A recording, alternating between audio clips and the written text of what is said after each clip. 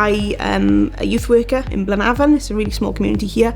I run the Open Access Youth Club, which opens 3 nights a week.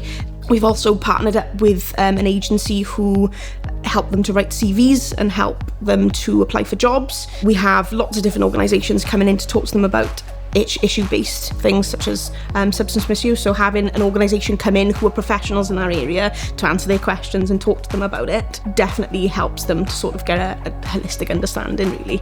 But I think having somebody to come in and speak to, I think, is just so important for these young people who are exploring who they are and who they want to be, and I love it. I absolutely love it.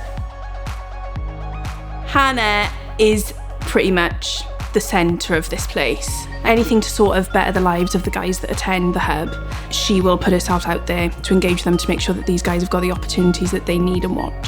And she's very much like their safe place. Like when you think of the hub, you think of Hannah, and I think most people would say that to you in Blaenavon as well. She just does so much for everybody. I think what's special about Hannah is she's not just a youth worker. If there's anything ever wrong, Hannah's the person you can always go to. If I got an issue, I know I'm always safe here. Hannah's just always been there for me and just always looked after me.